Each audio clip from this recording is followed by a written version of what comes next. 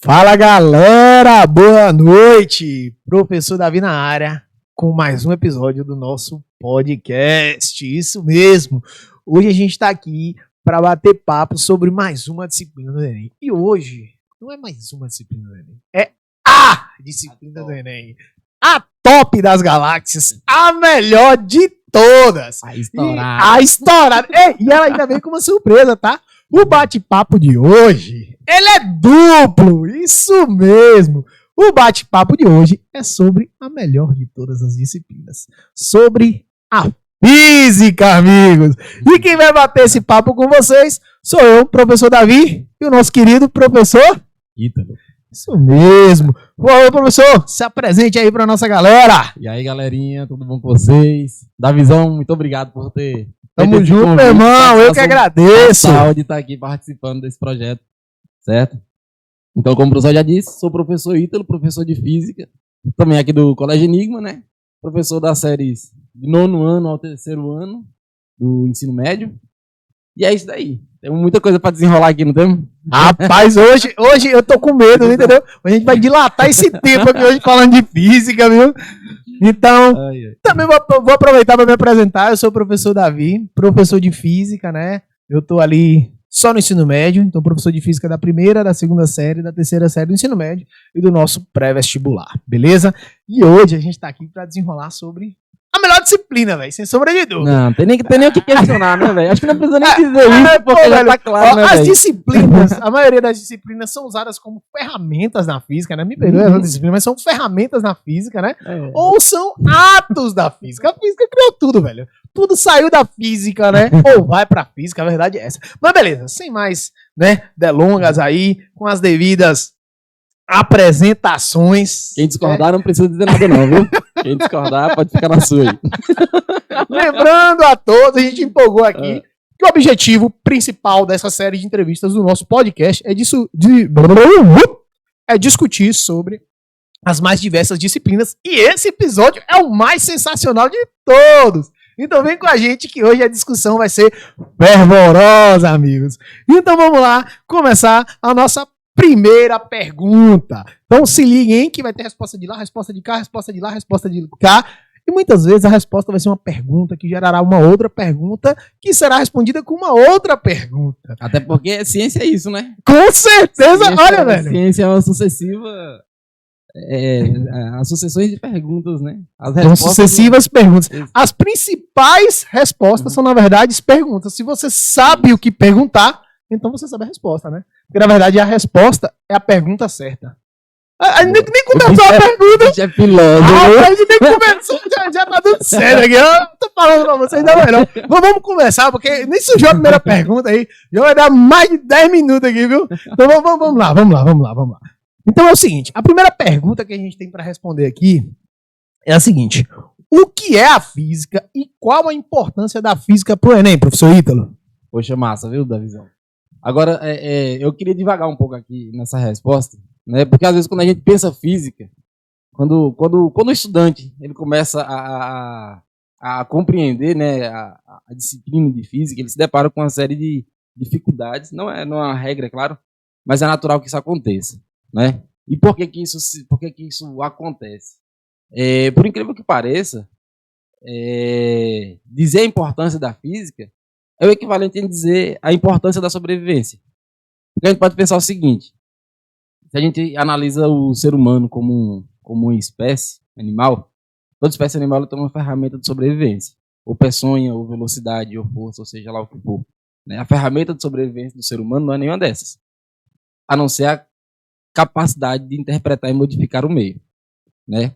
Então, compreender a física, a compreensão da física ao longo da história da humanidade, mesmo antes da própria palavra física, né? Que em definição física é a compreensão do movimento da natureza inanimada, né? Então, desde a primeira pedra lançada, isso já é um fenômeno físico acontecendo, né? Então, falar a importância do estudo da física está relacionado à nossa ferramenta de sobrevivência, que é compreender e modificar o meio. Né? Compreender, saber transformar, saber erguer essas paredes aqui, né? É uma ferramenta de sobrevivência. Né? E na perspectiva do Enem, o Enem ele tenta trazer justamente essa ideia de como que a física ela se aplica ao cotidiano, né? Como que eu posso transformar a física, como que eu posso enxergar a física no nosso meio, né? Porque o Enem ele gosta muito de fazer isso, de pegar questões cotidianas, situações, e tentar expor a compreensão física que foi necessária para que aquilo acontecesse, para que aquilo fosse erguido, construído de alguma forma, né? Então, acredito que a importância da física como uma forma geral, como uma compreensão, ela parte de uma necessidade de sobrevivência. E para o Enem, né? O Enem ele tenta tornar isso mais nítido. Assim, pegando um pouco o gancho aí do que o professor Ítalo falou, há uma ideia por trás disso que é importante ressaltar, né? Que muitas vezes o aluno, quando ele está estudando física, ele quer simplesmente, né, encontrar o caminho mais simples. Ele quer muitas vezes encontrar quando usar aquela fórmula, né? A maioria da física o aluno enxerga, tem uma equação, tem uma fórmula e ele quer simplesmente assim, eu quero saber quando eu uso aquela fórmula. Porque muitas disciplinas, de uma maneira geral, tem casos específicos de aplicações específicas. E a gente já começa com essa problemática na física. Eu estou começando a falar disso porque pergunta assim, o que é a física, né? E o entendimento do que é física tem que partir disso, porque o entendimento da natureza parte de uma série de leis. Mas essas leis passam por uma série de exceções, né? Então você entender a aplicação da lei, né, de qualquer que seja uma lei, né, que interprete a natureza, é muito importante vocês entenderem que a interpretação dessa lei passa primeiro, acima de tudo, né? Quando a gente fala lá na educação básica, ó, a física depende do referencial, é porque isso é um dos pontos mais importantes da física, né? Quando a gente vai ler, interpretar, né, uma questão que seja, quando a gente vai interpretar um fenômeno da natureza, que é para isso que a física está aí, né? Quando a gente vai interpretar um elemento, né, que aconteceu ali, especialmente, a gente precisa entender o que está envolvido, onde é que a gente está limitando, qual é o contorno da situação para aplicação daquilo. Então eu acho que a física, no entendimento de um contexto geral, está entendendo a natureza, mas além disso, está no contorno dessa situação. O que a gente contornou a situação para definir o entendimento dela?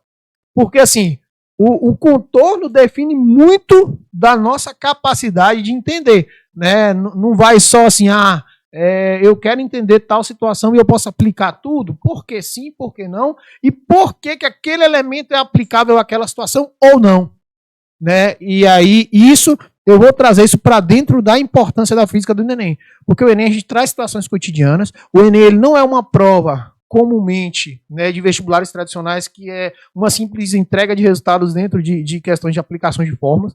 É uma questão que traz um contexto aí de causa, consequência, ela explora ações da natureza, dentro de um contexto de ações da natureza, você entender o fenômeno, né, explorar esse fenômeno para trazer uma resposta, aí parte desse princípio. Que aí eu vou voltar para o que eu falei inicialmente. É você entender quais são as condições que foram dadas para a interpretação daquele fenômeno. Porque muitas vezes as condições elas limitam a interpretação daquele fenômeno a um respectivo elemento e lá dentro da resposta, milhões de vezes tem outra alternativa correta, mas que está fora das limitações do que a questão propôs, ou seja, do que aquele elemento físico ali propõe. Isso. E dentro disso que você falou, Davi, é muito importante a gente perceber a física não como algo tão reducionista. Quando a gente tenta interpretar uma problemática física por qual equação resolve, qual é a equação a ser utilizada, né? E você manter esse pensamento, isso é um pensamento muito reducionista, isso às vezes acaba por atrapalhar muito mais do que quando você tenta essa visão um pouco mais holística do que está acontecendo fisicamente. Sim, sim. A física ela tem vários contornos, né? Ela tem várias abordagens que podem levar para uma resolução, e quando você se preocupa com essa completeza da compreensão física, fica tudo muito mais fácil. Porque às vezes uma questão que ela é quantitativa, por argumentos qualitativos, você consegue chegar em uma resposta muito correta. Uma das coisas que eu assim, discuto muitas vezes com os alunos é assim, claro, há algumas leis que a gente não tem como fugir, né? Sim, sem dúvida. Mas assim, tem alguns elementos que eles são de suma importância e entendimento. Algumas ferramentas matemáticas, por exemplo, a gente entender o básico de grandezas proporcionais, né? O que são grandezas diretamente proporcionais e inversamente proporcionais, traz para vocês uma abertura muito grande de mente em resoluções de problemas, né, nesse sentido.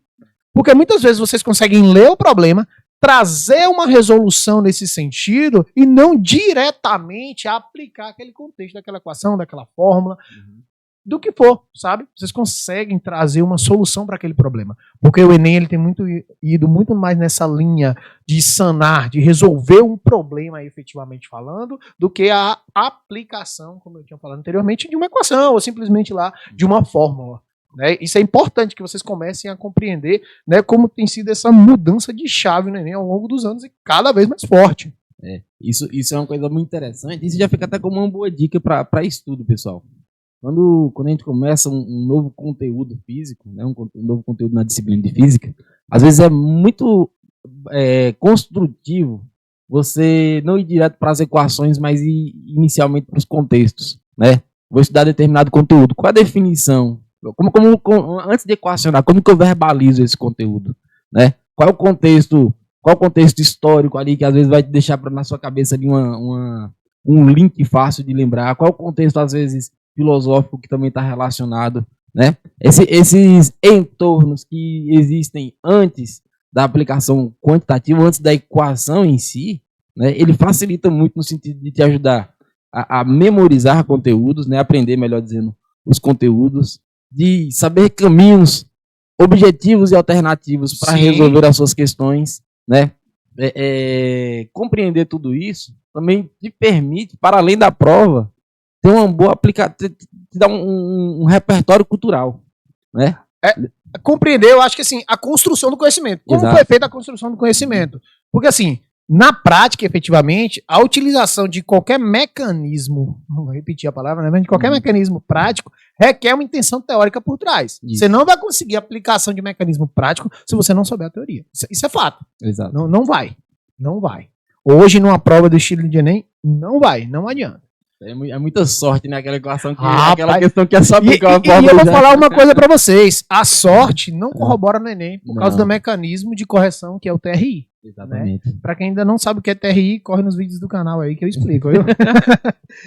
Bom, galera, lembrando, né, que a física está dentro da área de ciências da natureza do Enem, né? Então está dentro ali, junto com a física, junto com a química e com a biologia, a física compõe uma das 3 disciplinas da área de ciências da natureza do Enem. Ou seja, ela não é uma disciplina cobrada separadamente. Então, junto com a química e a biologia, a física compõe, né, uma das 3 áreas da ciência da natureza. Beleza, indo para a próxima pergunta. Qual é a abrangência da física no Enem? Então, assim, como é que a gente definiria os macrotemas? Essa daí... São alguns, né? Assim, são alguns, São alguns. A gente pode pegar inicialmente a mecânica. A mecânica, né, como macrotema. Seguindo até a construção histórica, né? A mecânica como um primeiro macrotema aí que vai englobar tanto a cinemática quanto o estudo de forças e energias. Passando pelo estudo da termodinâmica da ótica, né? Que em um determinado momento elas se convergem, né? Assim como também com o eletromagnetismo, né? Acho que... assim, no contexto geral, divisão, a gente colocaria assim, a construção histórica, né? Mas assim, numa divisão a gente colocaria, eu acho que talvez, no macrotema mecânica, né? Depois a gente talvez colocaria ali a ótica ondulatória, no mesmo macrotema, né?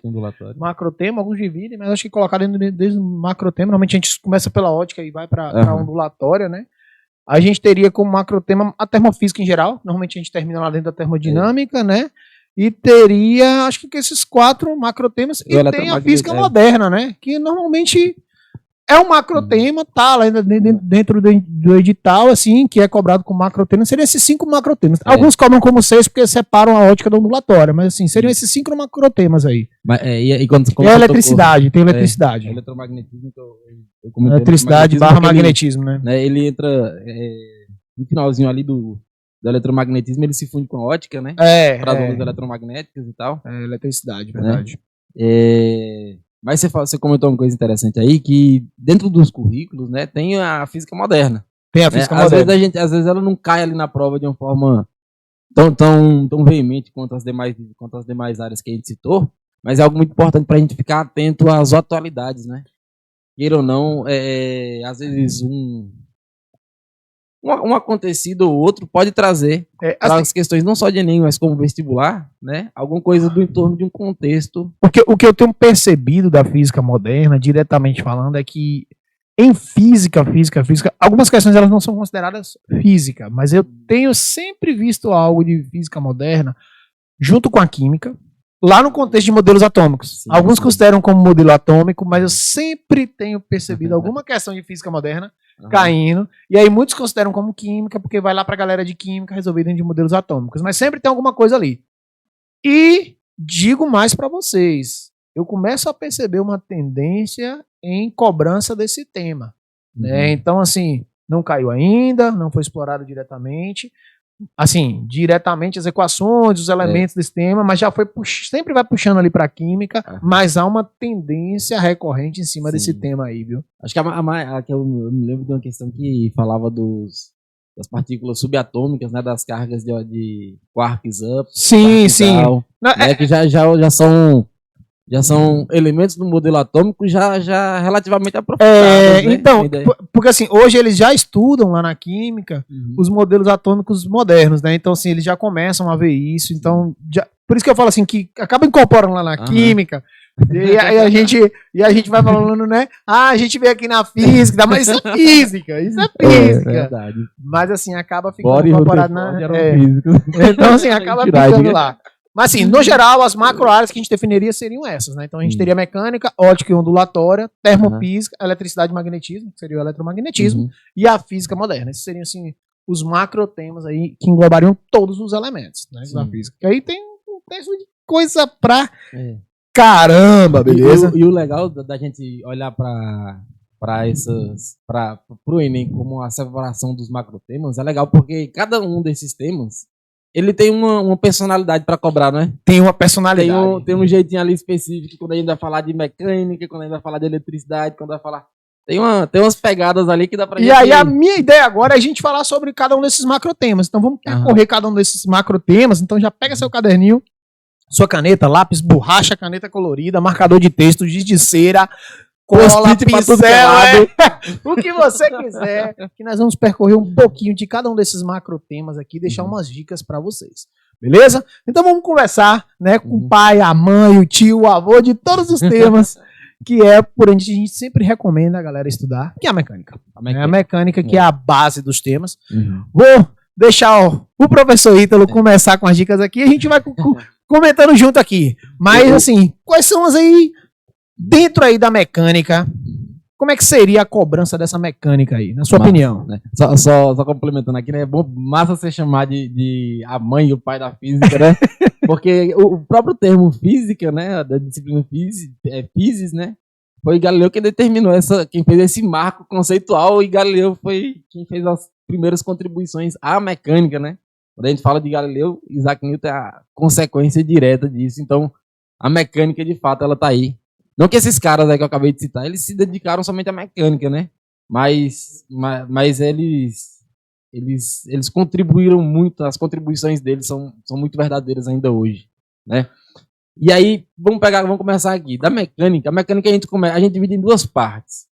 Uma que é como o movimento acontece e outra é por que o movimento acontece. Perfeito. Né? Como o movimento acontece são o estudo da cinemática. E o porquê que o movimento acontece é o estudo das forças e das energias. Na parte de cinemática, galera, isso daqui é uma coisa que o Enem gosta, mas o Enem gosta muito, bicho. Da parte de cinemática, olha o sinal. Pode ir, tá tranquilo. Dentro da parte de cinemática, é muito importante que você esteja muito afiado na compreensão de gráfico, tá? É claro, saiba o que é o MU, o que é o MV, o que são todos os outros movimentos, né? Eles partem aí de uma riqueza desses dois, mas a interpretação gráfica, dentro disso, o Enem gosta muito. E mecânica tá entre os temas mais cobrados também, não tá, Davi? Mecânica, tô abrindo um gráfico aqui só pra gente confirmar a porcentagem, mas é o tema mais cobrado. É o tema mais cobrado. Sem sombra de dúvida. Mas ele também é mais cobrado também porque ele é muito abrangente, viu, pessoal? Só dessa muito parte abrangente. de cinemática, veja aí quantos conteúdos são. MU, MUV, lançamento horizontal, lançamento oblíquo, lançamento vertical, movimento circular, né? É bastante coisa.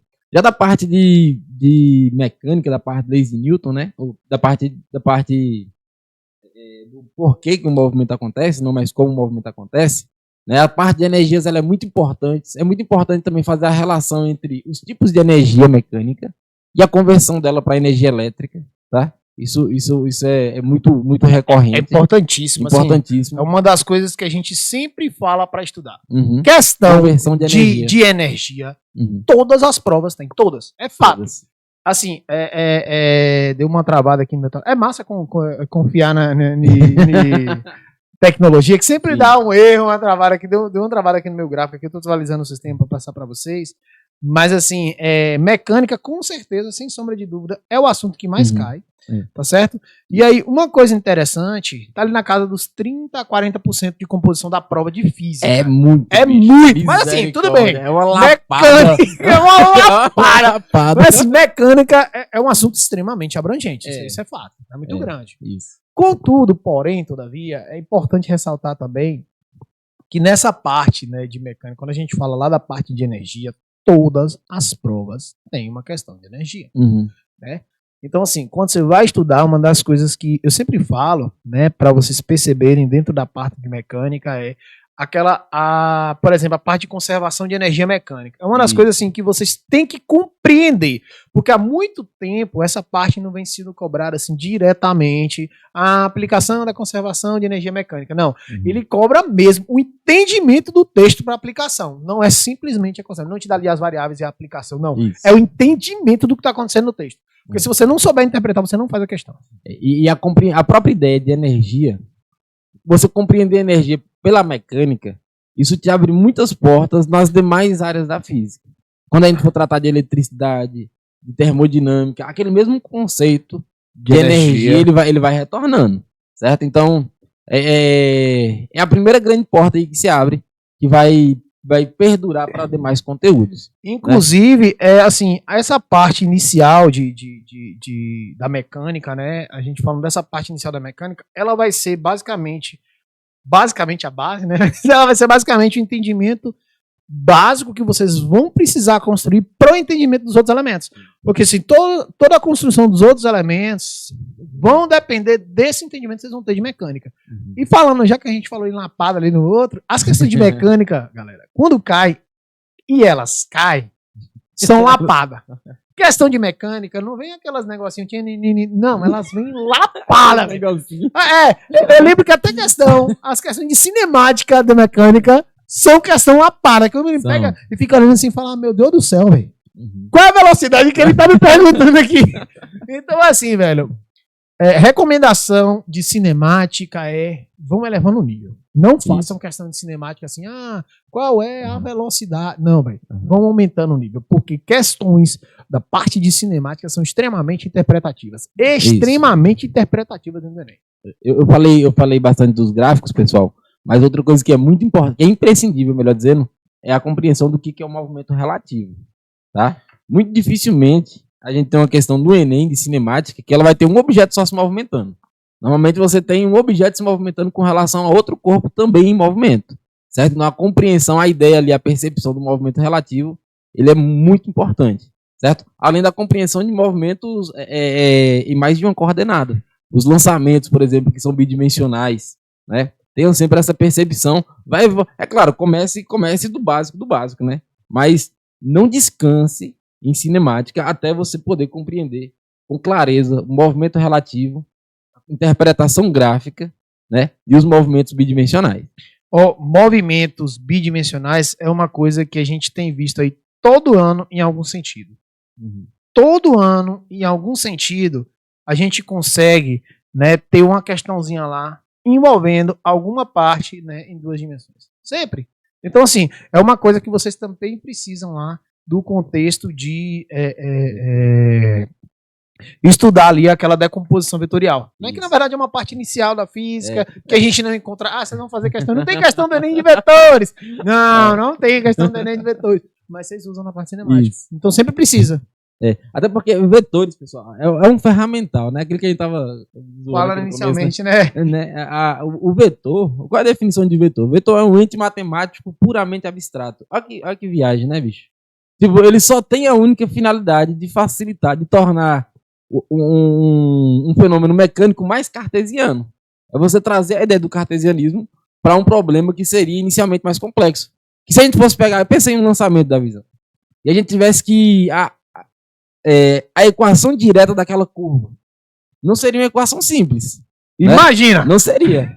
A ideia, imagina, cai numa catenária, cai em qualquer outra coisa aí, qualquer curva estranha, esquisita, não daria para fazer. A gente tem a ideia dos vetores como esse ente matemático puramente abstrato aí, justamente para tornar um conceito muito complexo com uma união de dois conceitos muito simples. Muito simples. Né? Você pega um lançamento aí, qualquer lançamento é sempre a união de um MU com um MUV.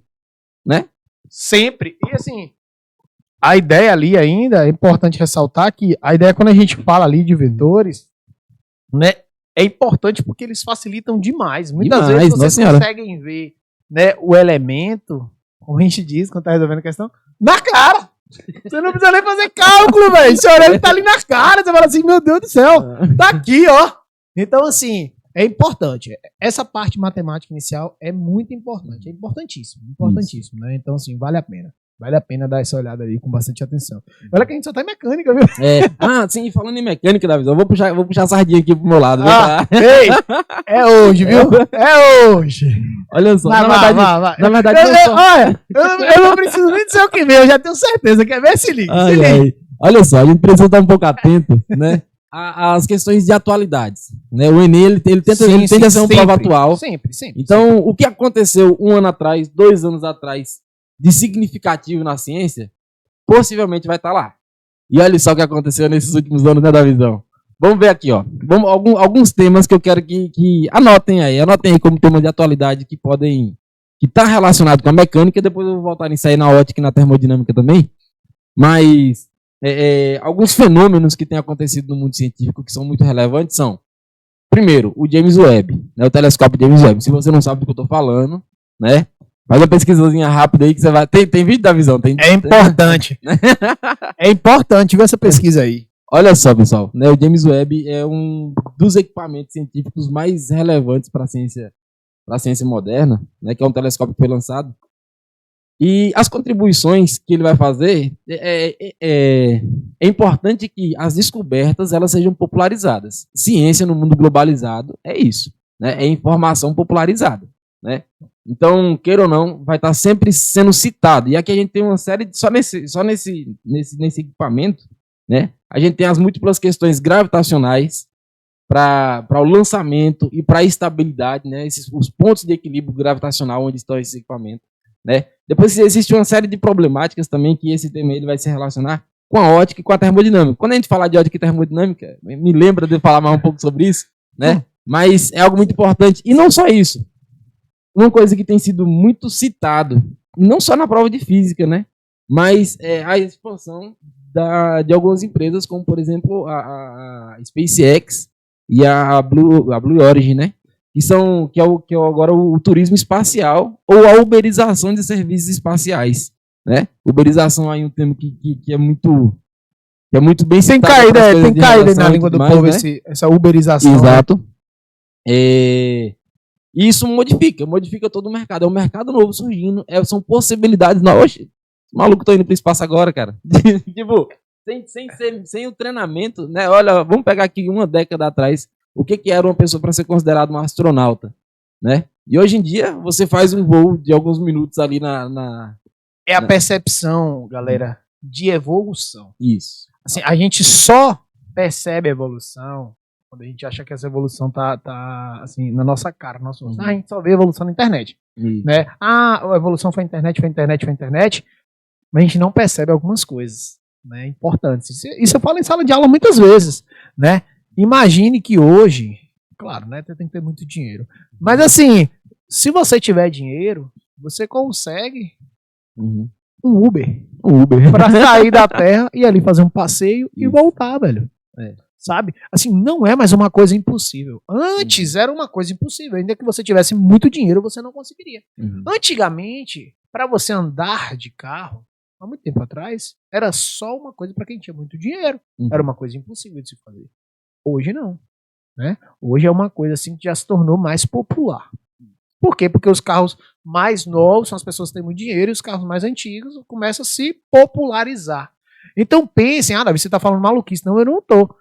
O mundo está evoluindo. Então, assim, se hoje é uma coisa só para quem é milionário, para quem tem muito dinheiro, isso vai se popularizar. Com o tempo, isso vai se popularizar. Fato. Assim como a internet se popularizou, assim como o telefone se popularizou, assim como todas as coisas se popularizaram. Eu lembro que antigamente, meu pai falava que para comprar um telefone tinha que vender um terreno, velho. Gente, a galera comercializava um terreno, A galera começava, que antigamente era lote, não falava terreno, né? A galera vendia um lote para comprar uma linha telefônica, pô. Hoje, qualquer um de vocês tem, em qualquer momento, um chip com uma linha de telefone na hora que vocês quiserem. Eu quero ter uma linha de telefone. Você vai ali e compra 30, 40, qualquer número que você quiser.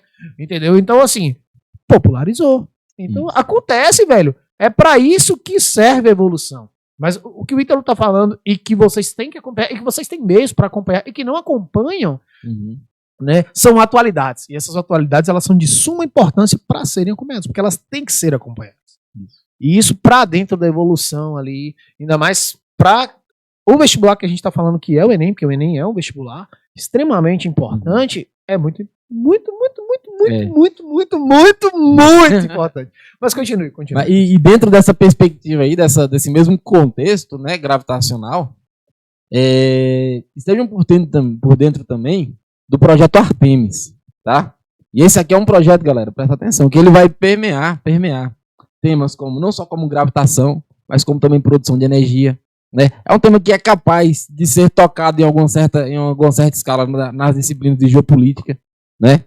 Visto que existe um propósito nesse projeto, que esse projeto, para quem não conhece, é o projeto de voltar à Lua, né?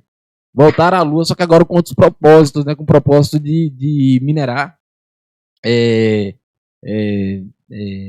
tipos de hidrogênio, né? Isótopos de hidrogênio, para geração de energia nuclear, em fusão nuclear, né? Então é um tema interessante, é um projeto que já está em segunda fase de andamento, né? E é uma atualidade é um contexto muito amplo, né? Muito amplo porque ele já toca na parte comercial muito mais do que, por exemplo, o James Webb. Muito mais. E esse projeto foi na época que saiu na mídia, eu até comentei, acho que foi nos stories do Instagram, eu não lembro, né? Porque algum aluno me mandou no Instagram, né? Esse recorte. A galera sempre mantém a gente atualizado, né? A galera sempre deixa a gente atualizado. Mas assim, isso é uma das coisas, galera, que muda a perspectiva. Davi, mas isso não me interessa tanto agora porque eu vou fazer vestibular. Galera, isso muda completamente a perspectiva do que acontece, né? E quando vocês acham que isso não interfere em vocês, isso interfere diretamente. Isso interfere, inclusive, a forma como a prova de vocês pode ser pensada e desenhada. Um contexto estratégico político muda a forma como a prova de vocês é desenhada, para que vocês tenham noção, né? Assim, ano passado a gente acompanhou, né, mudanças aí que aconteceram dentro do INEP, que deixaram a gente, que estava aqui na coordenação de cursinho, eu estava completamente maluco, porque a gente não sabia o que esperar. Por que isso? Porque quando a gente tinha lá um coordenador do INEP com um certo perfil, a gente esperava uma prova num perfil específico. E aí, quando muda essa pessoa, a gente não sabe o que esperar dessa pessoa. Quando muda o contexto geopolítico mundial, a prova que a gente espera de ciências humanas, ela muda.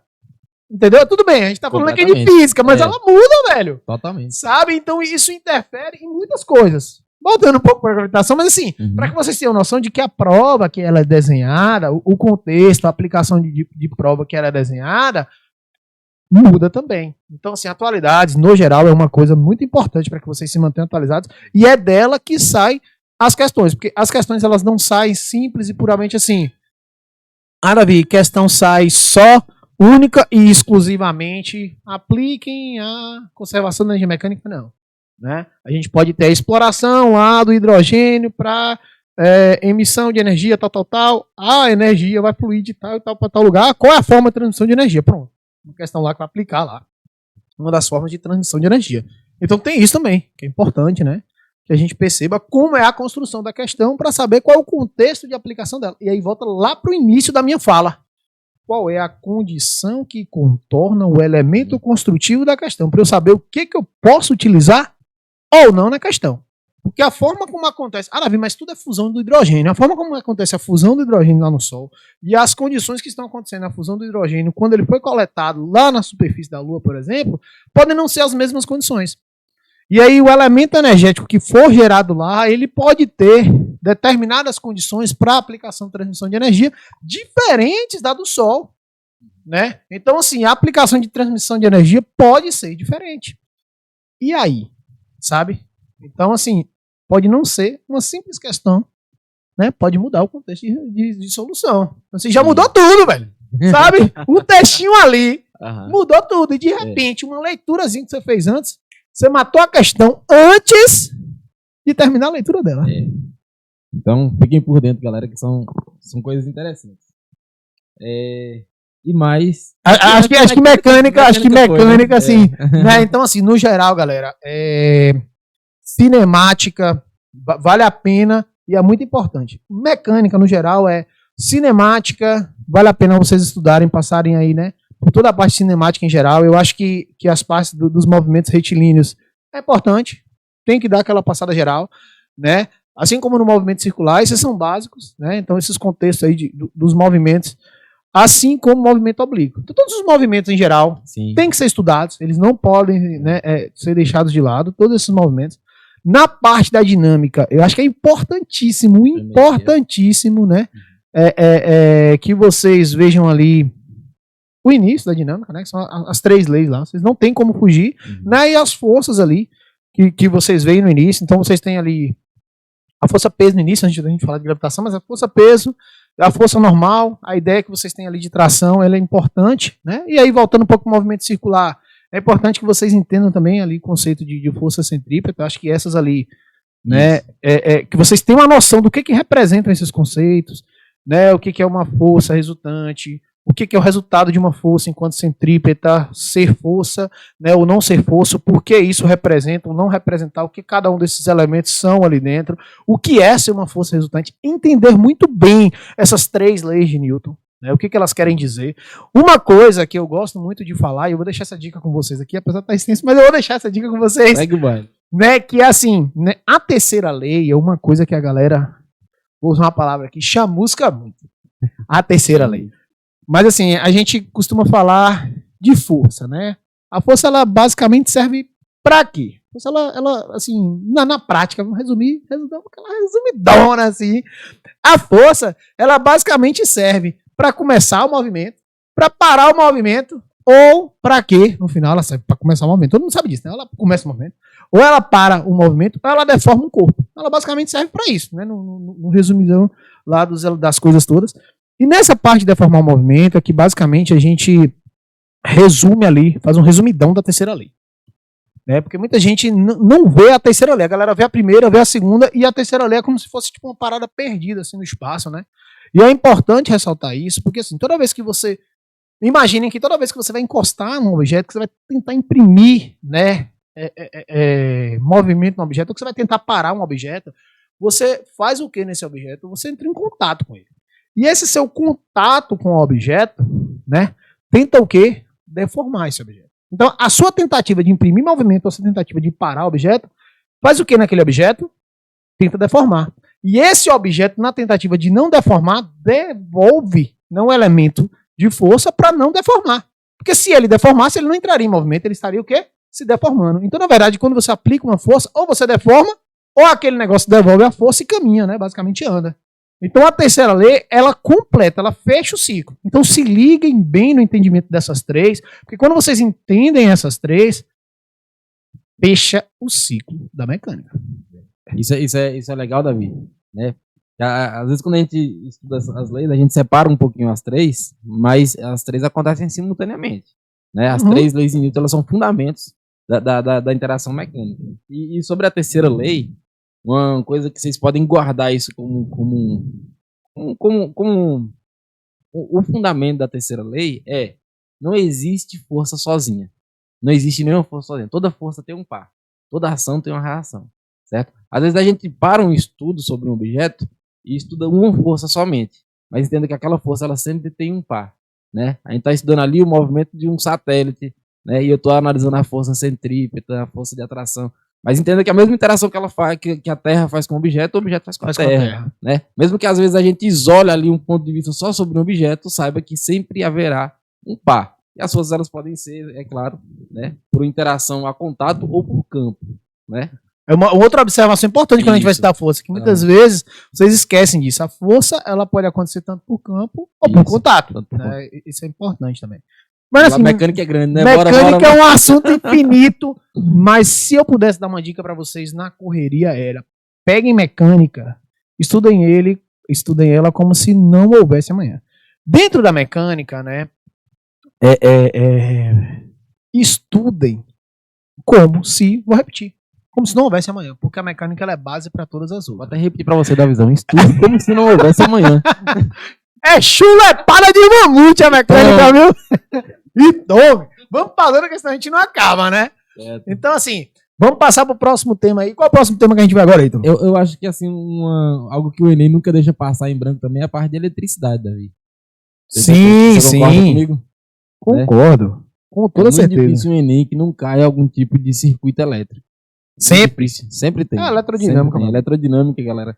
É algo. E voltando para aquilo que a gente falou lá no começo, elerodinâmica é um conteúdo muito fácil de assimilar com o dia a dia, com o cotidiano. Né? Saiba o que é uma fonte, o que é um curto-circuito, né? O que são os componentes de um circuito. Primeira lei de Ohm, pessoal. Primeira lei de Ohm tem que ser a coisa mais tatuada na sua cabeça. Não é no corpo, não, viu, gente? Né? Na cabeça. No couro. Que daqui a pouco o menino vai, eita, eu vou botar a cadeira aqui. Não. É na cabeça, viu, maluco? Primeira lei de Ohm, pessoal, é uma equação, ela é tida como uma equação de extrema elegância, né? É uma equação muito estreita, muito pequena, né? Mas que a amplitude de possibilidades que ela abre para infinita. os circuitos é infinita. Né? Tanto é que todo dia a gente tem um circuito novo rodando aí, né? E tudo mais. A elerodinâmica, com certeza, dentro de eletricidade, se pudesse indicar um tema, seria elerodinâmica. Isso. Sem sombra de dúvida. E é Parte de circuitos ali. Isso. E é um tema, Associação pessoal, de resistores, né? que às vezes a gente. É uma coisa complicada, que é um tema que às vezes a gente precisa ter vocabulário para tratar. Porque você pensa o seguinte, ó, você vai falar lá de diferença de potencial. Tem questão que vai falar para você sobre o mesmo elemento. Vai chamar de diferença de potencial, vai chamar de DDP, vai chamar de força eletromotriz de um gerador ideal, vai chamar pela unidade de medida, vai chamar de voltagem do circuito. E né? toda a prova eles mudam. Todo ano. Isso é verdade. Todo ano eles mudam. E aí você falou, eu não sei, o que diabo é voltagem, né? Tipo assim, às vezes a gente estudou só por DDP. Aí quando aparece diferença de potencial... Às vezes quando eu vou dar nesse assunto aqui, eu boto todas as possibilidades não para galera, vocês encontrarem. Tensão É o mesmo elétrica. elemento, tá bom? Não, com certeza. Só que aí eu volto para uma coisa importante. Quando vocês forem estudar a parte de eletrostática, que é o que dá a base para vocês entenderem elerodinâmica, né? Estudem os conceitos básicos com muita atenção, né? O que é potencial elétrico? O que é campo elétrico, né? O que é a carga elétrica? Porque, assim, o que eu recomendo no qualquer início de assunto de física, né? O que eu recomendo em qualquer assunto que vocês forem estudar na física, né? Porque uma coisa efetivamente acontece. Então, assim, por quê? Qual é o início do estudo de física que a gente começa? A gente começa estudando a carga elétrica. Aí depois a gente estuda a força elétrica. E quando eu coloco um elementozinho elétrico aqui e outro elementozinho elétrico ali, eles se movem, eles se atraem, porque existe força elétrica na vida. Beleza. E por que existe o diacho da força elétrica?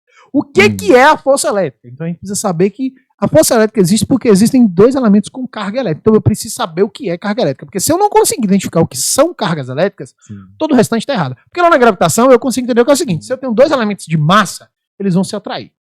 Lá na eletricidade, se eu tenho dois elementos de carga elétrica, ou eles vão se atrair, né? Ou vai haver repulsão. Então, assim, eu preciso saber o que são dois elementos com massa. Eu preciso saber o que são dois elementos com carga elétrica. Porque aí até corrente elétrica, eu vou saber o que acontece, mas eu preciso saber a base, o início, o que está acontecendo ali. Porque cada uma dessas partes que a gente iniciou ali falando, na termofísica já a gente vai falar, enfim, nos outros, a gente sabe o que é que acontece. Então, para a gente saber o que acontece, a gente precisa saber lá do início o porquê desses elementos. Então isso é muito importante, muito, muito importante. E dentro dos conteúdos de eletricidade, pessoal, tem uma coisa que não pode acontecer, é a gente errar questão fácil. É triste, né, bicho? Porra.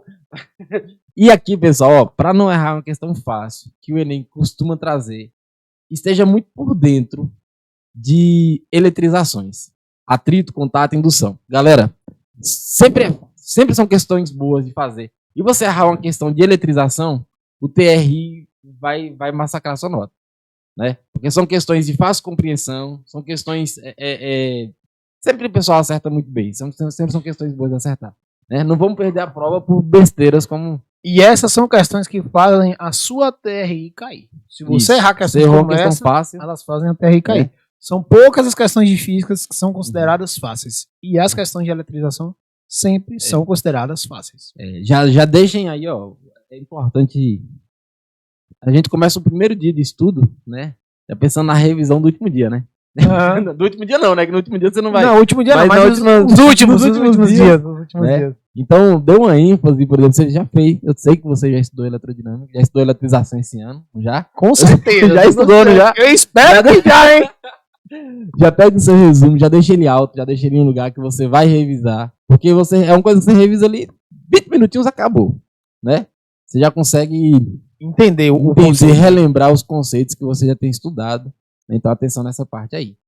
Beleza? Assim, eletricidade, eu acho que no geral a gente tem essa parte de... A parte de elerodinâmica tem essa parte, né? De... A primeira lei de Ohm, a segunda lei de Ohm eu acho que não cai tanto, não me recordo de tantas questões. Já caiu, mas não tem, não tem tanta frequência de queda, né? Magnetismo tem caído com mais frequência, assim, tem aumentado a frequência, tem aumentado a frequência. Se você pegar nos últimos anos, ela não caía nunca, não caía nunca. Agora, assim, de uns 5 anos pra cá, caiu, assim, acho que umas 2 questões que eu me recorde, assim, de mente. Né? Eu tinha salvo no meu tablet, mas aí falhou. Mas se não me engano, tem 2 questões de magnetismo. Então, o que eu recomendo? Terminou bem a parte de eletricidade, é uma parte que eu deixaria na minha revisão. Eu estudando hoje para Enem, eu deixaria magnetismo na minha revisão, mas eu daria enfoque muito grande para dinâmica. Eletrodinâmica, no caso, né? Muito grande, né? Essa parte de corrente elétrica, na parte de circuitos elétricos, né? De associação de resistores, a parte, né? Dos elementos de circuito em geral.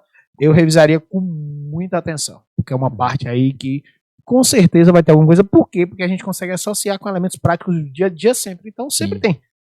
Conta, a gente costuma falar que muito conta de energia ano sim, ano não. Tem uma conta de energia lá falando, o consumo e tal. Então uma das coisas assim que eu também recomendo vocês verem é a questão de como vem a quantidade de energia na conta de energia. Isso é uma outra dica que eu costumo dar, né? Porque vem ali quilowatt-hora, né? Que é uma das formas de potência multiplicada por tempo, que muitas vezes vocês erram, porque vocês falam, oxe, que doideira é essa aqui? Que forma de energia é essa aqui? Esquece essa aí. Então, assim, é só vocês relembrarem que aquilo ali é uma forma de potência por tempo. Então, a potência vezes o tempo. É só isso. Mas a forma de energia está ali dentro, né? Então, utilizem a equaçãozinha que a gente sempre... vocês vão estudar, aí vem lá na mecânica. Lembra que a gente sempre fala que a energia cai? Tá aí, ó. Se vocês lembrarem da mecânica que potência é energia sobre tempo, vocês vão recordar que potência vezes tempo é igual a energia. Isso é usado em todos os assuntos.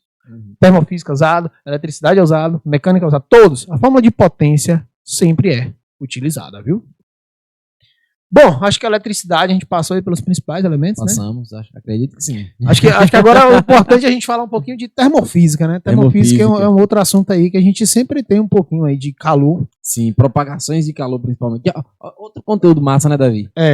Que o calor, para ir de um ponto a outro, é um conteúdo relativamente simples. A gente só tem uma equaçãozinha ali, né? Que é o experimento de Faraday, né? Sim. De Fourier. Lei de Fourier. Lei de fluxo de calor de Fourier. Tirando isso, elas são o Enem só cobra, na verdade, a lei de condução de Fourier, né? A gente tem ali uma lei da parte de radiação, que não é cobrado no Enem. Né? Na parte de convecção, a gente praticamente não utiliza nenhuma equação. Na parte de convecção, eu costumo muito falar para os alunos tomarem cuidado com a parte de densidade. Porque assim, o que acontece com a transmissão de calor? Né? A transmissão de calor, a gente tem condução, convecção e radiação. São os 3 processos que tem para o calor sair de um ponto e até outro. Condução, através dos sólidos. Convecção, através dos fluidos. E radiação na forma de ondas. Né? A única forma que a gente utiliza a equação é através da condução. Na lei de Fourier aí, né? Na convecção, a gente tem que lembrar... Por que a gente só utiliza na condução uma equação? Porque na condução, que a gente tem os sólidos, ele tem uma fórmula bem estruturada. Os elementos eles estão juntos, então a gente consegue definir uma forma, a gente consegue calcular esse fluxo através dessa forma bem definida. Quando a gente vai para a convecção, esses elementos eles não estão bem juntinhos. Eles podem mudar o lugar que eles estão. Porque num fluido, que é o líquido e o gás, os elementos ou não têm ligação nenhuma, que é o caso do gás ideal, ou eles basicamente têm uma ligação, mas é muito fraca, que é o líquido. Então eles podem mudar de lugar, porque é um líquido, se você botar ele numa forma cilíndrica, ele adquire a forma cilíndrica, ou a forma quadrada, ou a forma redonda, a forma esférica, qualquer forma. Então o que acontece? O líquido, as ligações são fracas, porque ele adquire de qualquer forma. Então o que acontece? Quando o calor flui através dele, muda a densidade e ele toma novas formas. Então a gente praticamente não utiliza equações. Então essas questões são cobradas porque são questões muito conceituais e exploram uma série de fatores. Totalmente. E aí são questões que quando caem são consideradas fáceis. E você não pode errar, velho. E aí eu trago de volta o nosso elemento lá, o elemento que eu citei, que pode estar dentro das atualidades, né? Que é o James Webb. Sim, sim. Uma das estruturas, pessoal, que seria legal que vocês ficassem por dentro é o escudo de calor que foi criado. Porque teve muita ciência de vanguarda ali, muita ciência ultramoderna aqui agora, aplicada a conceitos muito basilares das propagações de calor, né? Então estejam atentos sobre como que esse escudo ele é formado, as irradiações, né? Uma outra coisa também que é muito importante a gente botar na cabeça, né? Como um facilitador do conteúdo, quando a gente fala de condução, é só a gente lembrar também que um bom condutor de eletricidade é um bom condutor térmico, tá? Lembra que quando a gente está atribuindo, aumentando a temperatura de um objeto, o que a gente está aumentando na verdade? Lembra da definição de temperatura, né? Que é a energia cinética média translacional de partículas. Se você aumenta a temperatura, você aumenta a quantidade de energia, a quantidade de agitação ali. Quando tem um material isolante, né, você está movimentando ali uma molécula, imagina uma molécula de celulose se movimentando, ela é grande, é muita energia para fazer ela se movimentar. Já se você pega um material condutor, além de você ter elementos menores, você tem elétrons livres. E esses elétrons livres, exatamente, os elétrons livres se agitam ali junto com mais rápido do que a molécula, porque são muito mais leves, né? E aí você consegue uma condução muito rápida. Então, a associação que você já faz ali como um bom condutor elétrico já põe também na sua mente aí como um bom condutor térmico, né? Lembra dos processos de resfriamento. E aí eu vou trazer para vocês uma outra informação importante, que é a questão que a gente falou, olha só. Por exemplo, para eu movimentar na eletricidade, eu preciso de quê? De potenciais elétricos distintos. Eu movimento uma carga, né? Quando a gente está falando lá na mecânica, para eu movimentar duas massas, eu preciso de potenciais de massas distintos.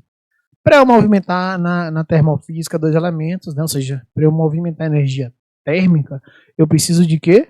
Dois potenciais de temperatura distintos. Então, o calor, ele só se movimenta entre dois pontos de temperatura distintos. Isso é uma coisa que, de vez em quando, está lá dentro da questão oculto, e vocês erram, se perdem.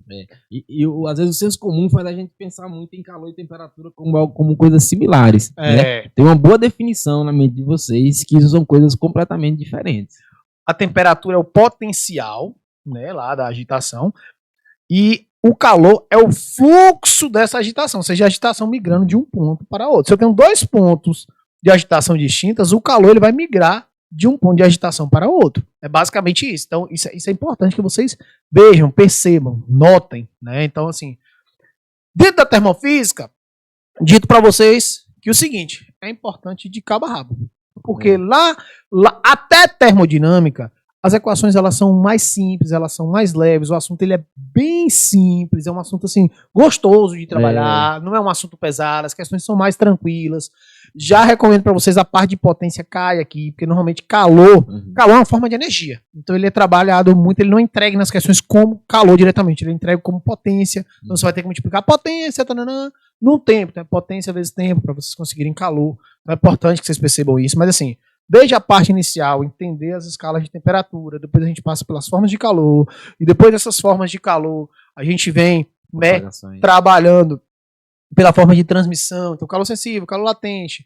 Depois, dentro de calor latente, a gente estuda, né, os estados físicos da matéria, é uma parte importante, né, as propriedades anômalas da água é uma parte importante, né, o diagrama de fases é uma coisa que já caiu, e quando pergunta ali, inclusive a parte de ponto crítico, né, a parte de ponto triplo, a definição que a gente tem ali e a diferença entre gás e vapor, que a gente define por esse diagrama de fase da água, é uma coisa muito importante, né, esse envelopamento de fase da água e essa definição que a gente tem, né, ali do ponto crítico, trabalhando isso é muito importante, essa diferença. Aí depois disso a gente passa a trabalhar ali dentro do limite, a gente vai para gases ideais. Essa parte de gases ideais é uma parte muito interessante, porque o Enem ele costuma cobrar há mais ou menos de 3 em 3 anos, 2 em 2 anos, tem uma questãozinha ali de gás ideal, Sim. que normalmente é uma questão que a galera costuma fazer, né? No PVT Povotó, que a gente chama. Mas são questões assim, não tão complexas, mas é uma questão ali que a gente sempre tem, né? A aplicação de equações de gás ideal. Então, até gás ideal são questões que eu recomendo que vocês estudem mesmo. Agora, dentro da parte de termodinâmica, se liguem nessa dica. Dentro da parte de termodinâmica, o Enem costuma cobrar muito mais teoria. Então, se apeguem dentro da parte de termodinâmica, né, dentro das leis da termodinâmica, muito mais a parte teórica do que a questões de cálculo, né? O Enem ele tem se apegado, ao longo de todos os tempos, muito mais a questões, né, teóricas, na parte de calcular calor, trabalho. O Enem não tem se apegado muito a isso. Na verdade, eu não me recordo de questões do Enem que tenha feito, assim, eu não me recordo de questões que tenha calculado calor, trabalho no Enem. Eu sei que, assim, não lembro. Agora, assim, questões que peguem bastante na parte de teoria, né? A limitação da primeira lei. Por que a lei é limitada, entendeu? Onde está o limite da primeira lei? Por que esse limite acontece, né? Aonde é que a primeira lei tá? Que aí volto lá para a primeira coisa que eu falei, as condições de contorno em que elas foram criadas e por que ela está ali ou não está. Então, assim, entender a primeira lei e entender por que a segunda lei surge para limitar a primeira é importante. E isso eu considero importante, porque assim, o Enem, quando cobra, ele cobra esses elementos. Agora, cálculo em si, minha dica para a termodinâmica seria essa. Não estudar a parte de cálculo, estudar assim, entender. Entender por que o limite ali, né? Por que não existe o 100% de rendimento, né? Basicamente isso aí era minha dica de termodinâmica. Porque todas as questões que eu vi, de alguma forma estava dizendo ali que existia o 100% de rendimento. Se você soubesse isso, você eliminava elas ali e marcava. Se você soubesse só essa informação, não existe 100% de rendimento, você já acertava as questões ali de termodinâmica, acho que do Enem.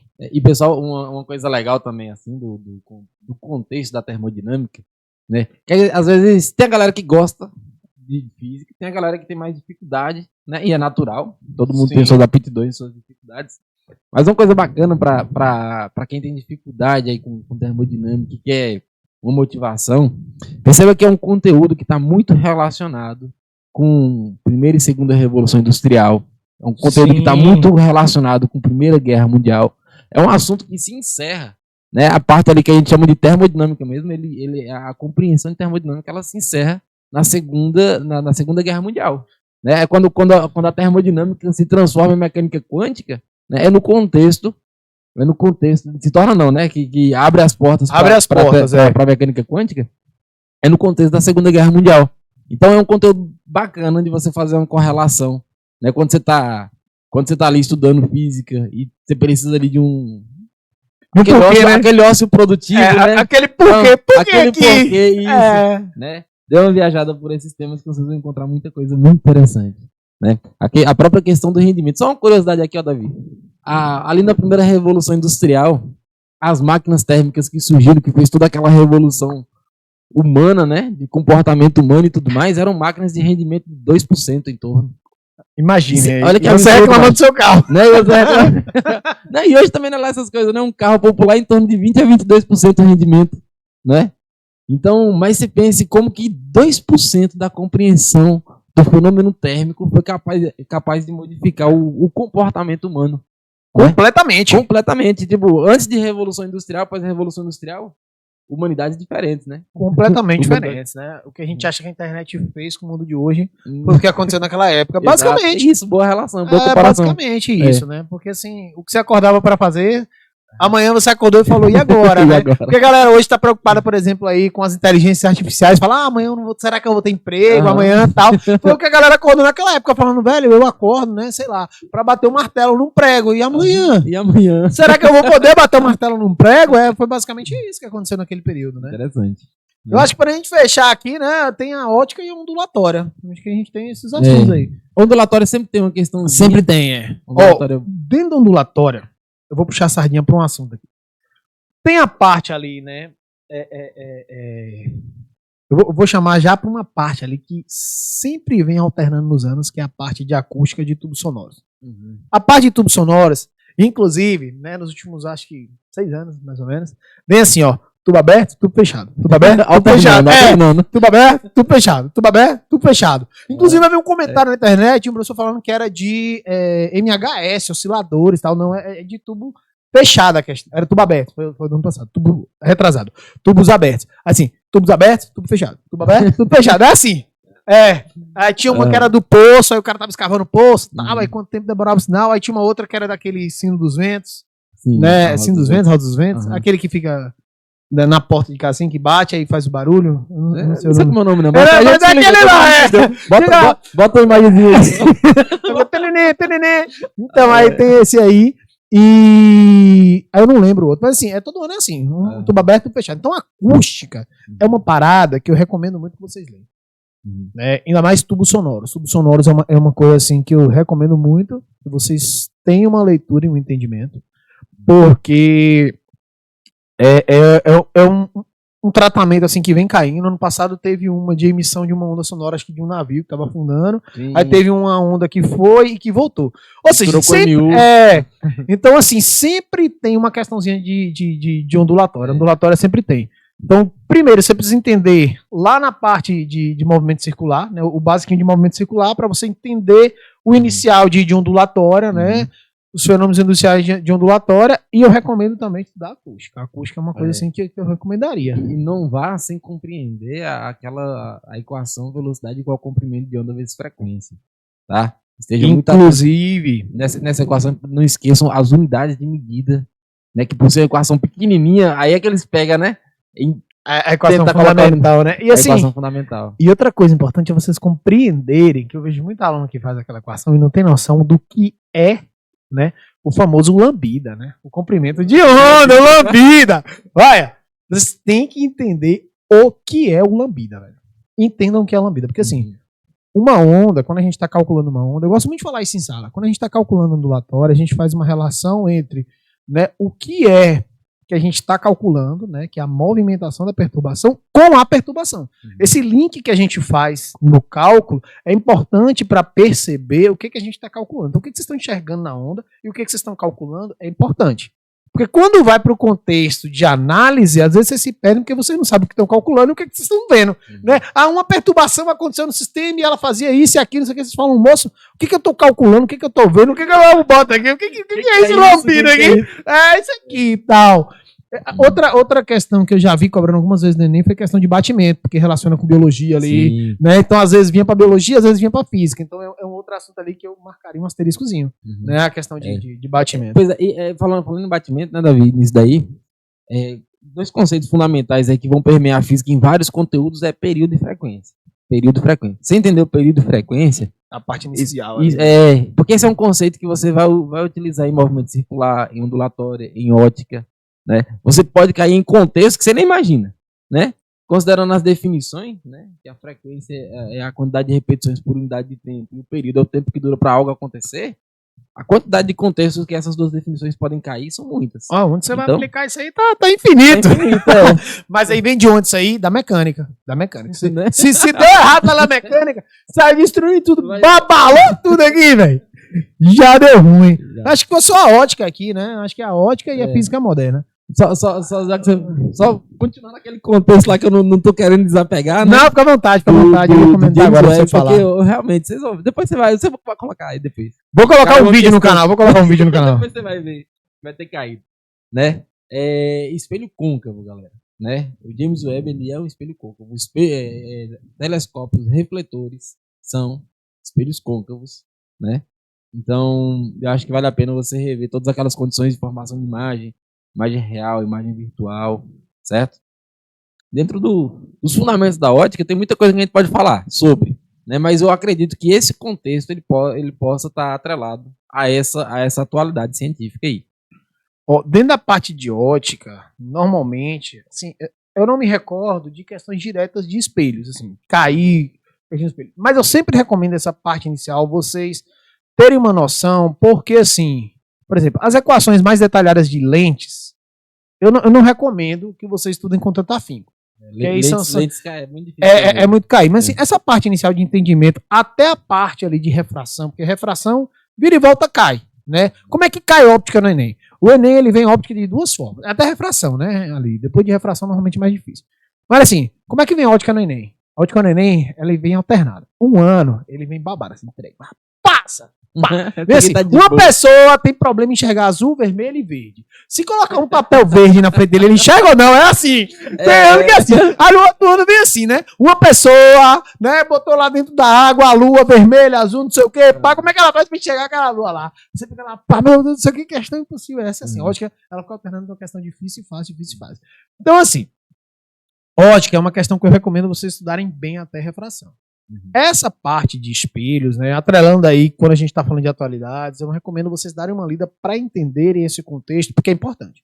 A parte de lentes é uma parte que eu recomendo que vocês façam a leitura. É bom estudar, mas não é uma parte que cai recorrente, não. Né? Não é uma parte que cai recorrente, não, assim. Até para vestibular, que às vezes é um pouco mais aplicado, é meio difícil. Tem alguns vestibulares específicos assim, que caem, mas assim, no contexto do Enem em geral, não é uma parte que eu recomendaria estudar, não. Quer ver uma outra parte que eu tiraria dos estudos de vocês? MHS. MHS é uma parte que eu tiraria.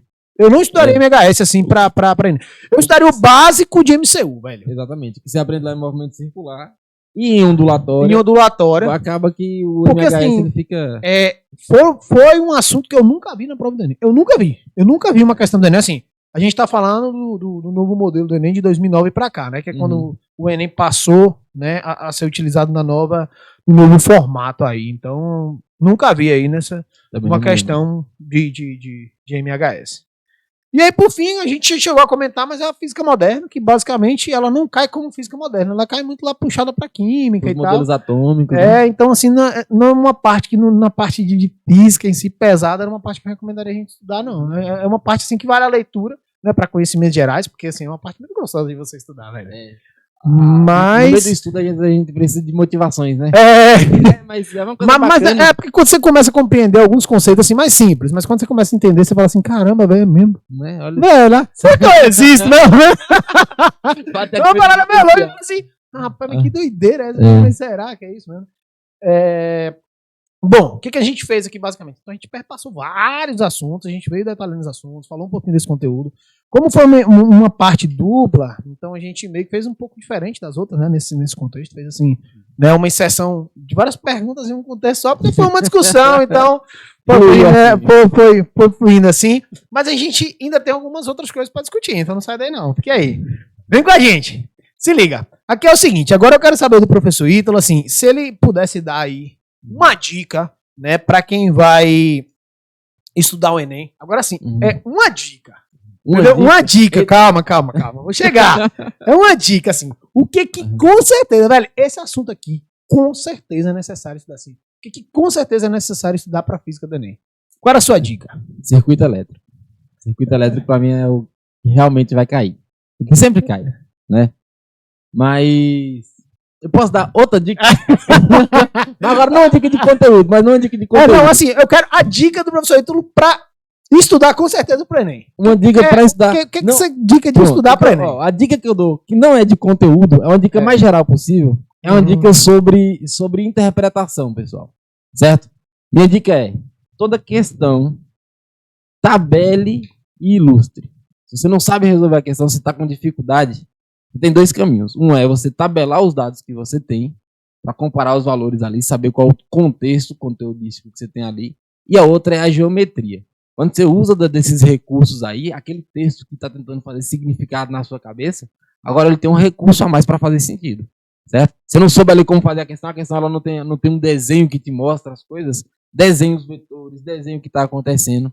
Tá? Isso vai ajudar muito seu raciocínio sobre a questão.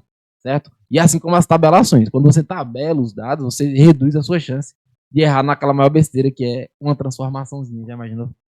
Que tristeza é. Você faz tudo certo, faz aquela lapada de conta, mas esqueceu de transformar uma unidade de medida. Então acho que a minha maior dica para quem for fazer a prova do Enem, né, é que você tenha esse hábito de tabelar e ilustrar as questões. Eu vou dar minha dica agora, hein? A minha dica para quando você for fazer a prova... Já aproveitando a dica, não é dica dupla, hein? Aqui a minha dica seria o seguinte, galera. Quando você pegar a prova, né, Vocês com certeza têm um tema dentro de cada uma das 3 disciplinas que é um tema preferido de vocês. É um tema que vocês se sentem mais confortáveis para fazer a prova.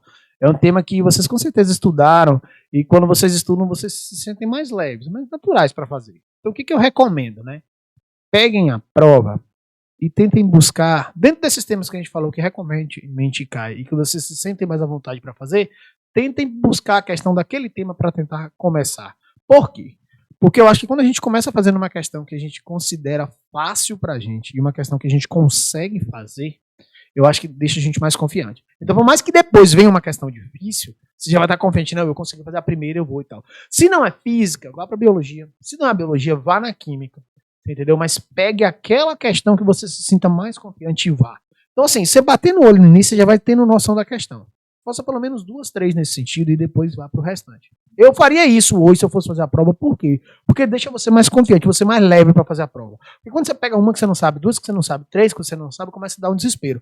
Eu nunca dou a dica assim, o aluno. Porque muita gente dá a dica assim, sempre vá para aquelas que a TRI é mais fácil. Então, não, velho, não tente desviar assim desse sentido. Claro que tem muitas questões que a gente sabe que são normalmente assuntos mais fáceis, igual a gente comentou aqui e tal. Mas para começar a prova, vá para aquela que você julga mais fácil. Por quê? Porque isso com certeza vai te dar a você começar a prova. Vai te deixar ali bem mais confiante, bem mais tranquilo. Você vai falar, pô, velho, já bloqueei nessas 2 aqui. Adora! Vai, papai! Com certeza eu vou brocar aqui. Não, com certeza. Agora sim, a próxima pergunta que vem pra gente é pra galera, né, que tá revisando esses conteúdos aqui, né, a galera que tá aí estudando pro vestibular, qual é a dica que você tem pra essa galera que tá revisando? Assim? Uma dica pra revisão de conteúdo. Pra revisão? É. Ó, o massa da revisão é porque você já estuda o conteúdo pela primeira vez pensando na revisão, né? O conteúdo, meu amigo, é muita coisa. Porque não vamos negar que o Enem é uma prova muito extensa, muito extensa. Muito extensa, né? muito. Você já tem que, desde o começo, pensar nos recursos que você vai utilizar para caber tudo isso na sua mente. Sim. Né?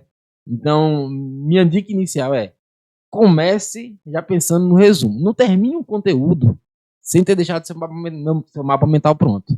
Né? Já deixou o mapa mental? Beleza, coloca ali.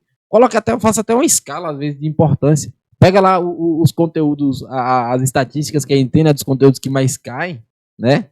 E já coloca, deu uma indicação de grau de importância, né? Para aí depois, quando você for fazer esse resumo, né, você já ter o seu mapa mental. Quando você estuda também, uma coisa que é muito importante que você faz é questões recorrentes. Né? Tem sempre aquela questão que você percebe que sempre cai de um jeito parecido, né? Sempre de um jeito parecido. Então, pega essa questão que é parecida e no seu mapa mental, coloca umas 3 dessas questões que você percebe que são recorrentes. Beleza? Então, minha dica de resumo é: comece o ano já fazendo, de resumo não, de revisão, comece o ano preparando sua revisão. Certo? Não tem ninguém que vai fazer uma revisão melhor para você do que você mesmo. Olha, pegando o gancho aí, né? Quem fica pra falar em segundo sempre. Mas assim, pegando esse gancho, a minha ideia de revisão é bem parecida, né? A minha ideia de revisão é bem parecida. Mas assim, o que eu focaria hoje? Eu sempre dou a dica do que eu faria no lugar. Então, assim, minha ideia de revisão hoje é o seguinte: eu sempre gosto de mapear por números. Então, eu, além de físico, eu sou engenheiro, então eu sou muito, assim, mapeado por números. Números. Então, o que eu faria hoje, né? E que assim a gente faz aqui com os alunos da terceira série, do pré-vestibular, né? Eu gosto de anotar por percentuais. Então, eu vou lá, leio meu conteúdo, faço resumos, e eu faria resumos sobre o meu próprio livro. Eu não gosto de fazer resumos assim à parte, tipo assim, em um papel, em uma folha, em um caderno. Por que isso? Porque lá dentro eu já tenho o principal elemento de conteúdo. Então, em cima desse conteúdo, eu faria minhas anotações. Então, por exemplo, tem lá calor sensível e tal, e eu entendi que calor sensível é isso, aquilo, então eu puxaria uma seta e falei, o calor sensível eu entendi que é isso, eu preferi isso, eu entendi aquilo e tal, porque nada que uma pessoa vai escrever vai ser completamente diferente. Vai ter um adicional, vai ter um elemento extra, vai ter um a mais, vai ter um representativo de um gráfico, sabe? Vai ter um comentário a mais. Então, ali mesmo vai caber essas informações. Eu faria isso. Depois disso, eu faria 3 fases de questões. Que fases são essas? A primeira fase são as fases de fixação. Logo depois de ver o conteúdo, eu faria 3, 4 questões ali. E depois disso, eu faria ali o que a gente chama de questões de propostas, né? 10 questões. E ficaria medindo níveis de acerto. né? Meus níveis de acertos, eu queria ter 70%, 80% e 90%. Para, né, áreas que são mais requisitadas, então, assim, para onde os meus pesos seriam mais altos, por exemplo, que é a medicina. Ciência da natureza, peso alto, e eu tô com problemas em física, eu quero tudo 90, velho. Não me interessa, né, se é mais ou menos, não, eu quero tudo 90. Então, eu não entendi o conteúdo, eu volto pro meu esquema de resumo, leio de novo, tento fazer questão. Volto pro meu esquema de resumo, leio de novo, tento fazer questão. Por quê? Porque não adianta eu ir pro próximo assunto se o assunto anterior tá com problema. Você entendeu? Então, assim, eu sempre me mapeio por números. Eu faria isso. Então, eu mapearia ali nesse sentido. Não foge muito da ideia, né, de você estar ali sempre fazendo resumo, escrevendo, anotando, já pensando, sempre que está acontecendo a aula, é você parar e prestar atenção na aula. Esquece o mundo ao redor, tá prestando atenção na aula. Acabou aquela aula, você vai sentar para estudar aquele conteúdo, é você parar e estudar aquele conteúdo e esquece o mundo ao redor. Então, assim, você vai sentar para estudar 30 minutos, são 30 minutos de estudo para aquele conteúdo e acabou. Você vai sentar e vai ter aula ali, o Ítalo vai dar uma aula de eletrostática, tal, é aquela aula e acabou. Sabe? Não existe nada ao redor. Porque quando você se desvia 5, 10 minutos para isso, 5, 10 minutos para aquilo, 5, 10 minutos para aquilo, todo o seu tempo foi embora. E o dia é limitado. E aí quando você percebe, você perdeu 100 minutos do seu dia. Aqueles 100 minutos você não recupera. E aí lá no final do ano juntou o seu tempo todo e aquele resumo que você faria naquele tempo você não faz mais. E aí esse acúmulo você não recupera. Então a minha principal dica é atenção no tempo que vocês têm até o dia do vestibular, mas principalmente mapeie como está o seu conteúdo. Eu mapearia por índice de acertos. Sim, eu mapearia por isso. Essa seria a minha principal dica, né? E uma coisa interessante disso aí que você falou, Davi, quando você aprende a estar no momento, a utilizar do momento para fazer aquilo, isso é um hábito. Né? A gente, é um hábito. Tem tanta coisa acontecendo no nosso dia que para qualquer um é muito fácil a gente se perder nas pluralidades do dia.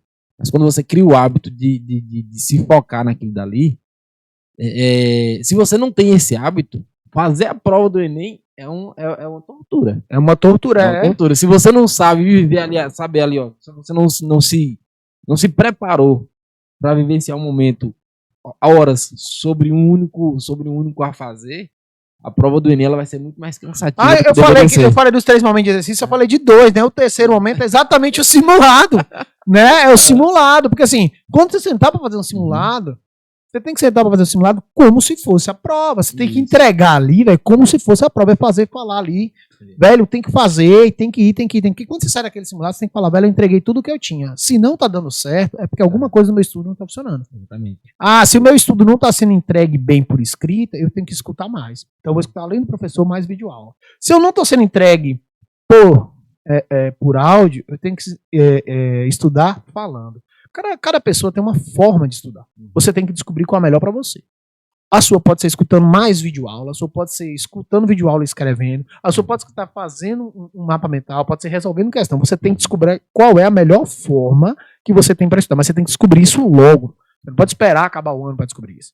Entendeu? Mas isso é importante. Onde é que está o principal reflexo? Lá no simulado. O simulado é o seu principal reflexo. Ele tem um reflexo de tempo, tem um reflexo de acerto, tem um reflexo de interpretação, tem o seu reflexo de prática, tem todo o seu reflexo aí que é importantíssimo, né, para você. Então, assim, eu acho que mapeamento seria sempre ali em porcentagem de acerto. Simulado, questões, enfim. E uma coisa legal disso é porque você passa o tempo todo estudando, outros temas, e o simulado é o seu momento de se autoestudar. É você saber o que está falhando ali. Às vezes, a falha do estudante não é nem o conteúdo, às vezes é postura. Né? Às vezes o estudante, na hora de fazer a prova, você vai perceber, às vezes o estudante pode perceber que ele não consegue ficar naquela postura por tanto tempo. Então, vai percebendo essas coisas. Às vezes o problema é concentração. Às vezes, você use do momento do simulado para se autoestudar. Né? Faça a prova ali e avalie os resultados, né? Como vendo o que falta ali em você, onde você pode melhorar. E assim, eu acho que... Assim vai fluir. Assim acho que vai fluir. Pegando esse gancho aqui, pra gente já finalizar essa parte aqui de perguntas do Enem aqui, é o seguinte. Qual é pra você a dica mais importante para um estudante que vai prestar o Enem? A dica mais... Mas de toda, assim, velho, o cara vai fazer o Enem. Qual é pra você aqui a dica mais importante? Você tá falando agora pro Ítalo do passado que vai fazer o Enem. Qual é a dica mais importante que ele tem que saber? Ele vai agora ali fazer o Enem. Você vai dar essa dica pra ele. Ele vai fazer daqui um tempo. Qual é a dica mais importante? É uma só essa. Você pode dar uma dica pra ele, que é a dica mais importante de todas. Pronto. Entenda que é o seu ano de fazer o Enem. Parece resumido demais, mas entenda que é o seu ano de fazer o Enem. Não é seu ano de outras coisas, né?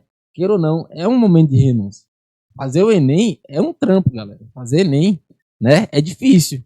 E se você não dá a devida importância, a devida seriedade, o que era um ano vira 2 anos, vira 3 anos. Viram né? 4. Viram 4. Então, o ano de você fazer o Enem é o ano de você fazer o Enem. Beleza?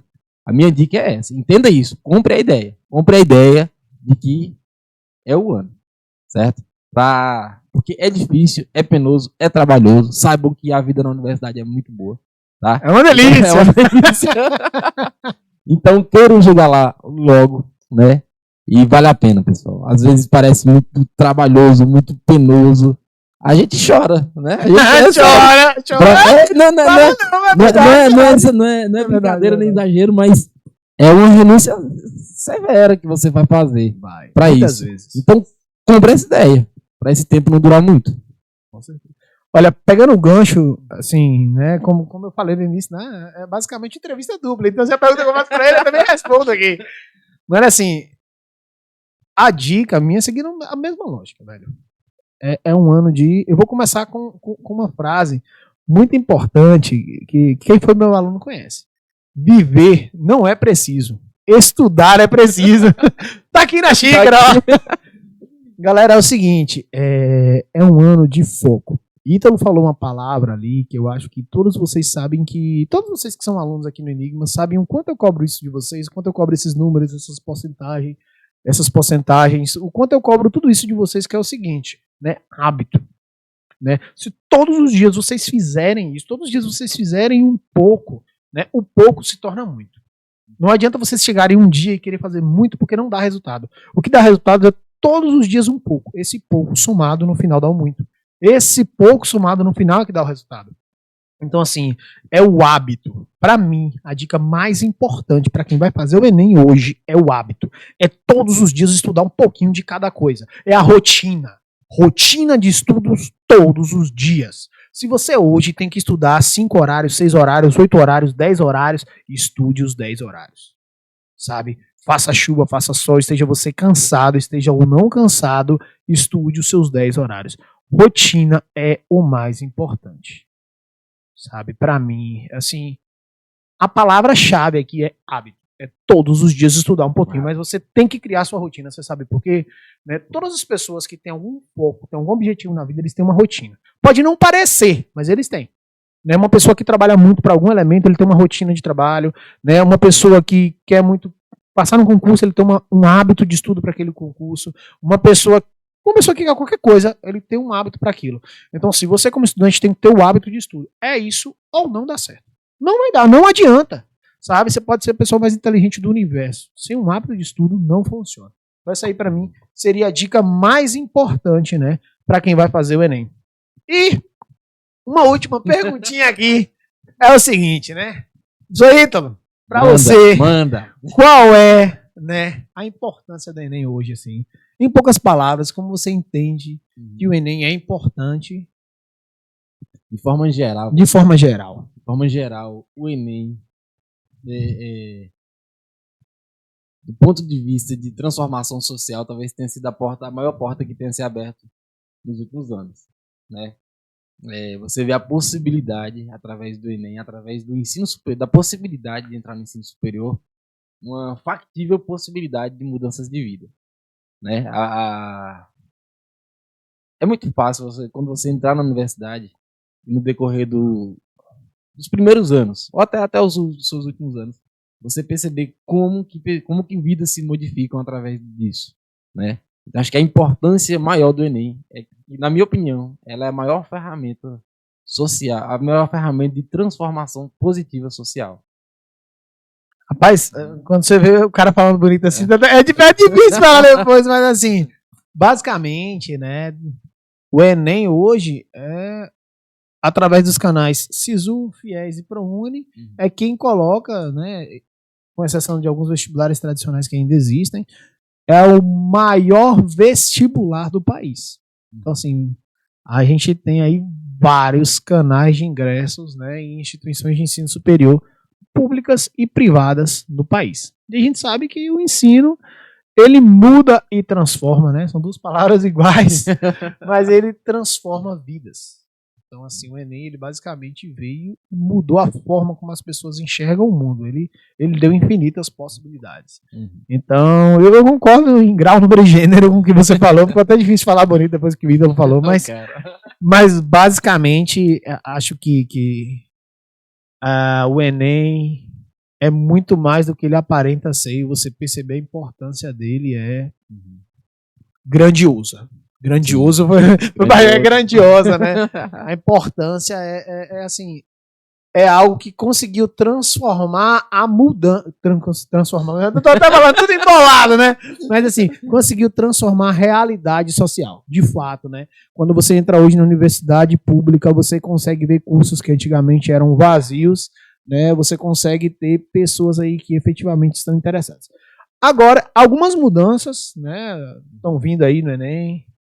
Contudo, ainda consigo enxergar o Enem como o maior transformador, sim, né?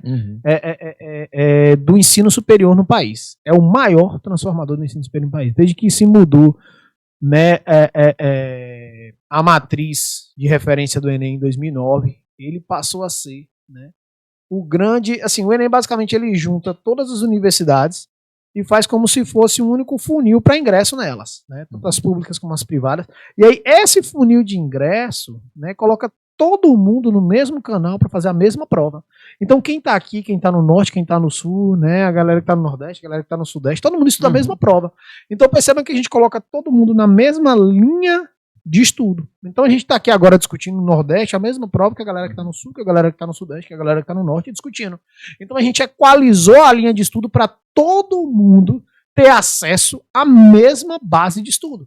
Então eu consigo, né, agora hoje, se eu quero estudar, né, vamos supor, a engenharia lá em São Paulo, eu consigo ter hoje a mesma desenvoltura, vamos supor assim, né, o mesmo nível para estudo de quem está lá em São Paulo estudando. Porque antigamente, quando você ia fazer um vestibular, para eu ter o mesmo nível de estudo para fazer um vestibular da USP ou da Unicamp, vamos supor, para quem estava aqui, era quase impossível, porque um pré-vestibular de lá, uma terceira série de lá, tinha muito mais acesso ao vestibular de lá do que a gente aqui. Ou se eu quisesse fazer, por exemplo, em Fortaleza, ou se eu quisesse fazer aqui em Salvador, próximo, eu não conseguia. Sabe? Porque quem estava estudando lá tinha muito mais acesso do que quem está aqui hoje, não. Eu consigo estudar daqui, né, do interior da Bahia, e consigo acessar o mesmo elemento que qualquer pessoa do país. Então isso equalizou o nível de estudo e tornou todo mundo na mesma base. Então eu acho que isso foi a mudança que gerou, e aí isso pavimentou, velho, geral. Isso foi uma coisa assim. Eu não consigo palavras para descrever assim. E se você for essa equalização? Vou pensar em custos, né? Antigamente, para você fazer um vestibular, para você fazer 2 vestibulares, para você ter a chance de concorrer a 2, 3 universidades, meu amigo, era um desembolso louco para você sair para. Você queria fazer aqui de Barreiras, vamos supor, você queria fazer Minas Gerais, Unicamp e Piauí. É doido. Mas eu lembro que eu fui fazer uns treinos, fui Conquista, UFBA e tal, a gente entrava no ônibus, aí um lugar era calor, você chegava no outro, tava frio, e era 2, 3 dias de ônibus, aí um cobrava a história do Goiás, que era lá em Goiânia, aí o outro cobrava a história da Bahia, o outro cobrava a história de não sei aonde, você não sabia nem qual geografia estudar, era uma loucura, velho. Uma era a prova da Consultec, que era não sei como, o outro era a prova da UFBA, que era aberta a segunda fase. Era uma loucura, velho. Era uma loucura, você não sabia nem como estudar, velho. Esse negócio de fazer aberta também era uma loucura. Rapaz, hoje não. Então, eu acho que assim, a principal ideia geral, assim, que eu falaria é essa equalização, que deixou todo mundo no mesmo nível, no mesmo patamar de estudo. Beleza? Então eu queria agradecer ao professor Ítalo. Nossa conversa de hoje foi massa. Rapaz, então eu queria agradecer aí ele pela presença, né, pela participação. O cara deixou pra gente muito conhecimento aí. O cara tem chão demais aí de estudo, de conhecimento agregado. Foi muito legal a nossa discussão de física, né? Agradecer a galera que ficou até agora aí. Lembrando a todos que nosso podcast aí é esse bate-papo para discutir sobre as disciplinas do Enem. Hoje foi um bate-papo duplo sobre física. Deixar o espaço aberto aí pro professor Ítalo. Quiser deixar um abraço aí para alguém, nos comentários finais. Valeu, muito obrigado, Davi, por esse convite, né? É muito bom esse espaço, né? Faltava, viu, Davizão? Que bom. Pra gente poder trocar umas ideias desse tipo, né? Parabenizar você que ficou aí até agora. Você vai passar, tá? Anota aí que você vai passar. Ó, tá vendo? Fique até o final, sempre. Né? Agradecer a todo esse espaço de fala, né? E é isso, bora pra frente. Vamos fazendo a luta todo dia, né? Com certeza. Todo dia, um pouquinho de cada vez. Mantendo a rotina e o empenho, a gente consegue, galera. Com A certeza. gente consegue. Boa sorte para você que vai fazer o Enem. Continue conosco sempre até o final. Curta, compartilhe esse vídeo e não deixe de assistir os próximos episódios do podcast. Muito obrigado e até o próximo vídeo. Valeu, galera. Até o próximo episódio. Valeu, Ítalo. Obrigadão, meu irmão. Visão.